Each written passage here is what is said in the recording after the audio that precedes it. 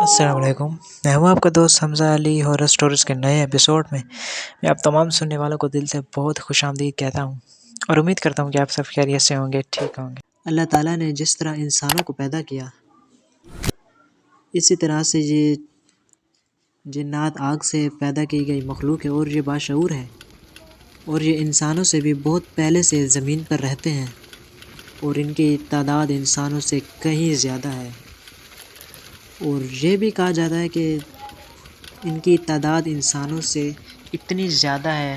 کہ جب ہم چلتے ہیں،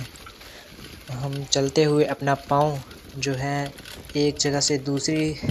جگہ پر جیسے ہی رکھتے ہیں، اپنا پاؤں جیسے ہی زمین سے اٹھاتے ہیں،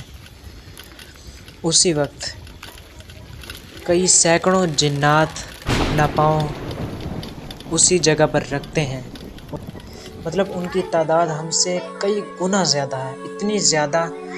کہ اگر وہ ہمیں نظر آ جائیں تو ہمارا زمین پر رہنا بہت زیادہ مشکل ہو جائے گا، اور اللہ تعالیٰ نے انسان کو اتنی طاقت دی ہے کہ وہ جنات سے لڑ سکتے ہیں، جبکہ یہ جنات ہمیں نظر نہیں آتے، لیکن اللہ تعالیٰ نے ہمیں اتنی طاقت دی ہے اپنے کلام میں کہ ہم ان سے لڑ سکتے ہیں۔ اور آج کا جو ایک شارٹ سا واقعہ ہم آپ سے گوشت گزار کرنے جا رہے ہیں، یہ واقعہ جس بہن نے ہم سے شیئر کیا، انہوں نے اپنا نام نہیں بتایا اور انہوں نے اپنا واقعہ ہمیں اپنی وائس میں بیان کیا، جو ہم آپ سے گوشت گزار کرنے جا رہے ہیں۔ سنتے ہیں انہی کا واقعہ، انہی کی زبانی۔ بھائی، آج میں اپنی آپ بیتی سنانا چاہتی ہوں۔ یہ اس وقت کی بات ہے جب میری والدہ کا انتقال ہوا اور میں ان کے کچھ پینشن وغیرہ کے کام کے سلسلے میں اسلام آباد گئی۔ میں دفتر سے جب باہر آئی اور باہر کی گاڑی کا انتظار کر رہی تھی تو میں گرمیوں کے دن تھے، میں انتظار کرتی رہی، کافی دیر سے گاڑی آئی، اور اس سے پہلے وہاں پہ پاکستان مینومنٹ ہے، یہ 0 پوائنٹ کا علاقہ ہے۔ میں اس کے اوپر چڑھ گئی کیونکہ میں خود بھی ایڈونچر کی طرف بہت شوقین ہوں، اور میں جگہ دیکھنے چلی گئی، مگر جب میں گھر واپس آئی تو میری عجیب سی کیفیت ہو گئی، مجھے بخار ہو گیا، میں بہت زیادہ بیمار ہو گئی، گردے میرے سوج گئے، بہت زیادہ تکلیف میں ہو گئی۔ جب میں کھانا کھانے بیٹھتی تو ڈائننگ ٹیبل کے نیچے سے مجھے ایسا لگتا ہے جیسے کوئی مجھے ناخن چبھو رہا ہے۔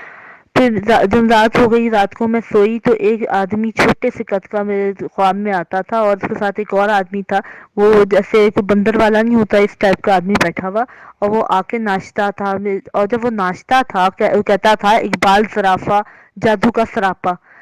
اور جب وہ ناچتا تھا تو میرا بستر ہلتا تھا پورا، اور میری اس قدر نیند خراب ہوتی تھی، میں بہت زیادہ تکلیف میں تھی۔ پھر اس کے بعد جو ہے